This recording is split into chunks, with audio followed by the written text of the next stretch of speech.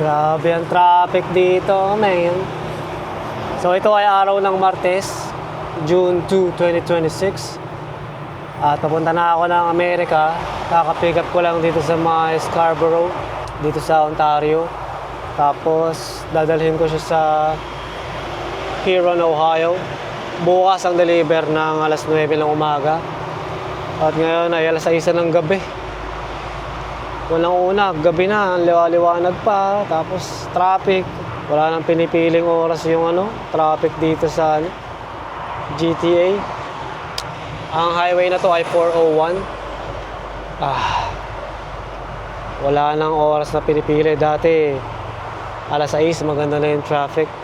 Wala nang congestion. Pero ngayon, kahit alas 7 na ng gabi, traffic pa rin. Ang wala talagang traffic, mga alas 10 na ng gabi. O kaya alas 9. Yan. Dati, mga alas 6, wala na eh. Medyo light na yung traffic. Ewan ko ba, habang tumatagal, mas lumalala yung yung tinatawag na congestion. Stop and go, men. Pero ayos lang. Ang ibig sabihin lang naman ng traffic, maganda ang daloy ng ekonomiya.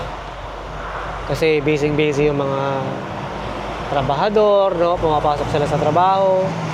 Ang daming trucks sa kalsada. Yun lang naman ang ibig sabihin ng maganda ang ekonomiya. Maganda ang daloy ng ekonomiya. Pero ito, nakikita ko na kung bakit traffic. Meron palang aksidente. Yun, dalawang bagay lang naman yun eh. Maganda ang ekonomiya at pangalawa may aksidente. At ito na nga yun. Meron na ako nakitang ambulansya. Fire truck, meron pa nga. So, sinarado nila yung dalawang linya sa kanan. Aksidente kasi. Ito yung cause ng traffic, yung mga aksidente na ganyan.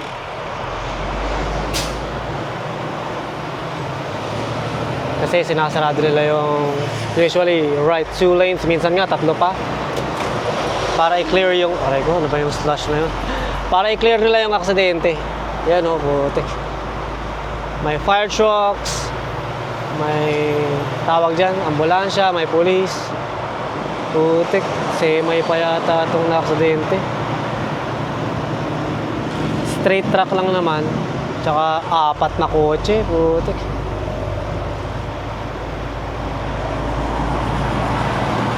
Ayun na, okay na yung daloy na yun. Nakawala na tayo sa aksidente. Yung pala yun, aksidente. Ayun, maluwag na.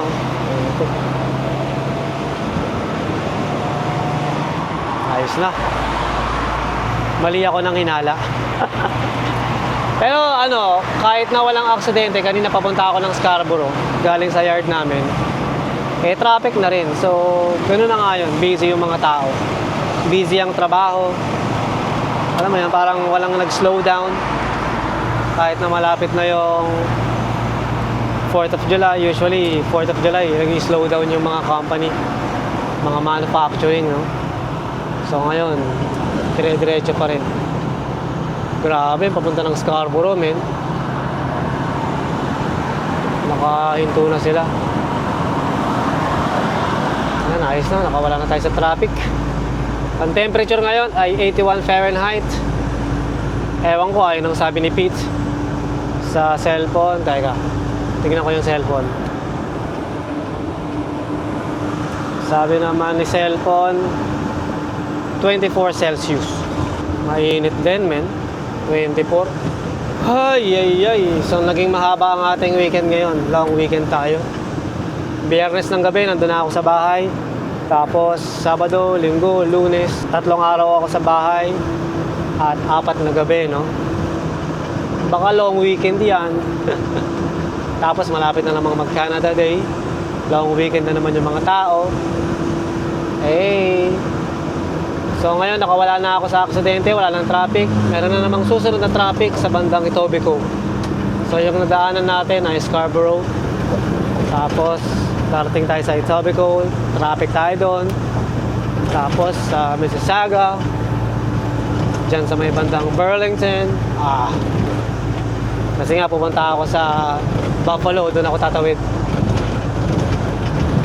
Kaya mag QEW tayo. So pwede na ako mag-cruise ng 105. 105 clicks or 65 miles per hour. Pwede na rin ako mag-AC. Kapag medyo traffic, pinapatay ko yung AC. Ewan ko, para iwas overheat, man. Kasi nga, stop and go yung traffic. Yung makakailan mo, mabilis uminit. Kaya pag pinapatay yung AC, ang sabi sa akin, nakakatulong yun para wag masyadong tumaas yung temperature ng yung radiator. Para hindi ka mag-overheat. Init, grabe. Nakatutok kasi sa atin yung araw. Kaya mas lalong umiinit. Pero sana magtuloy-tuloy na tong magandang daloy ng traffic. Ito na naman ang traffic, men. Lumuwag lang ng konti doon. Mga 2 o 3 kilometro. Kasi nga naipon yung mga sasakyan doon sa bago mag-aksidente. Tapos, ito na naman, traffic na naman. Pero medyo maganda naman yung daloy dito. Dami kasi umi-exit sa collector. Grabe, ito na naman ang traffic, men. Medyo lumuwag lang ng konti, banda doon. Mga 2 o 3 kilometro siguro. Na maganda yung daloy ng trapiko. Tapos ngayon, stop and go na naman. Siguro dahil nga naipon yung mga sasakyan doon sa bago mag-aksidente. Kaya medyo lumuwag, tapos ito na naman. Meron na namang aksidente o oras na ba? 6:16. Hindi naman oras ng uwian to Ang alam ko, ang uwian 3:30, 4 o'clock or 5 o'clock. Dapat talaga wala ng traffic ngayon. O siguro itong mga to papasok ng trabaho. Ewan ko. Daming sasakyan. Pero ayos lang. Kasama yan sa buhay kalsada, men. Dito tayo magmumuni-muni pagka ganitong traffic. Muni-muni lang. Siguro itong mga to nag-uuwian. Ano ba ngayon? Martes, di ba? Saan kayo pupunta? Martes ng hapon o Martes ng gabi? Parang meron ako narinig na siren Aksidente na naman.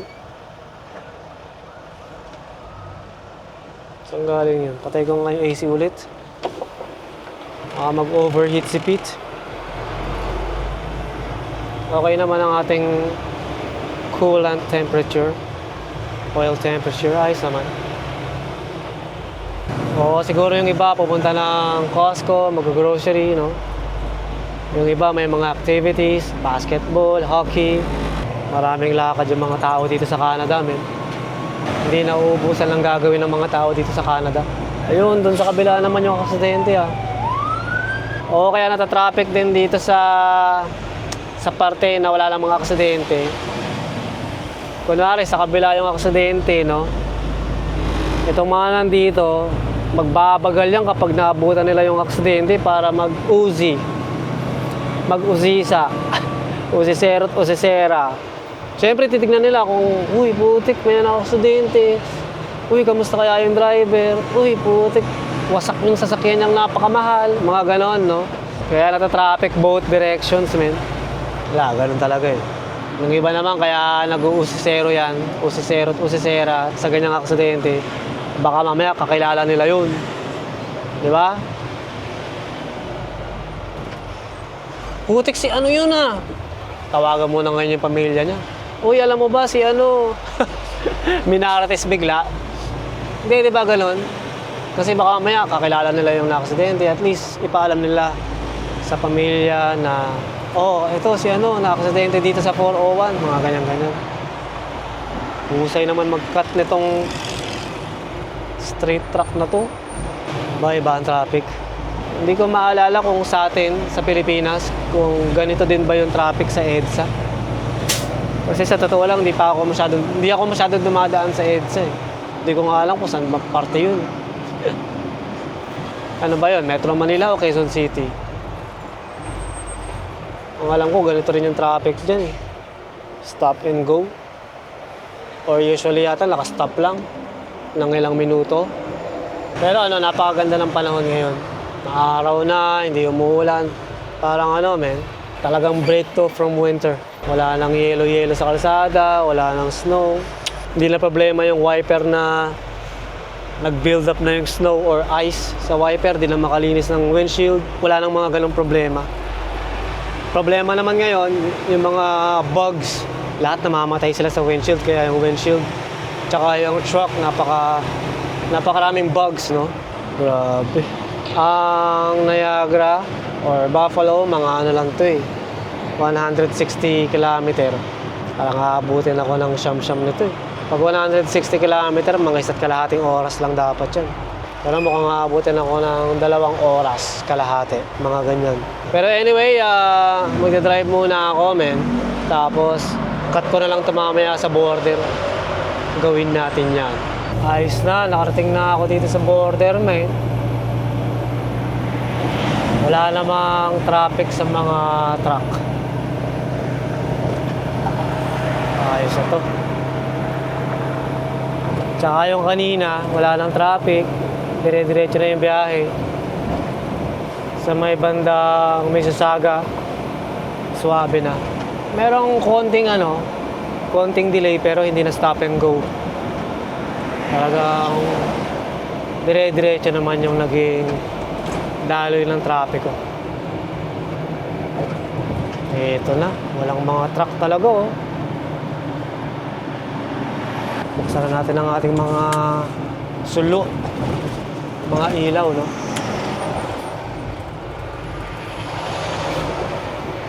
So, dito ako sa pangatlo. Yan.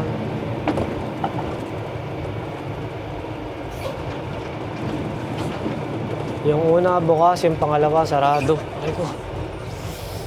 Huwag muna ako yung tulak. Muna natin yung ating mga dokumento.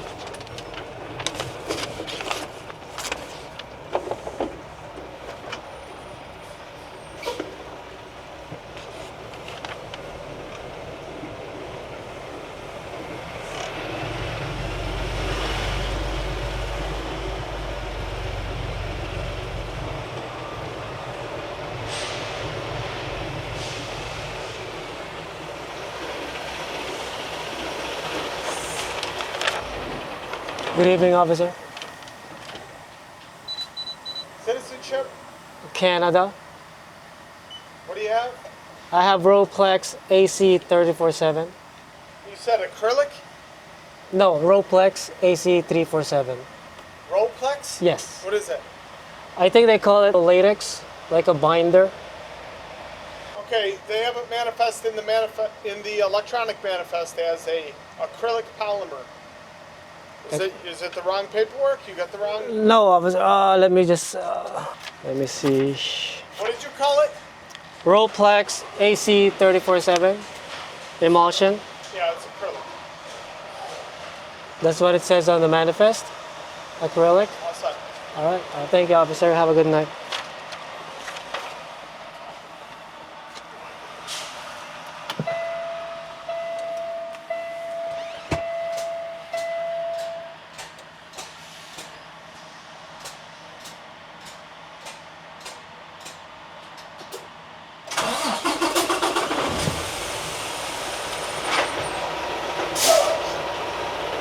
Excuse me, officer. The boom, please. You gotta pull forward here. Oh, thank you. Kaya pa niyang buksan yung boom eh. Muntik pa ako magka-problema dun ah. Polymer, hindi naman polymer to. Latex to eh. Wow. Bigyan pa yata ako ng hard time nun ah. Stop sign, man. Stop ka palagi sa stop sign. Muntik pa yata ako ma-inspection dun ah.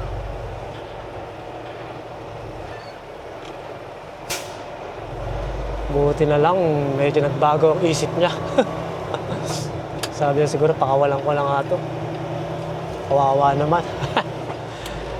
Pero anyway, sa inyong lahat na nanonood ng video na to, welcome sa atin lahat dito sa... welcome back sa atin lahat dito sa Buffalo, New York, USA, man.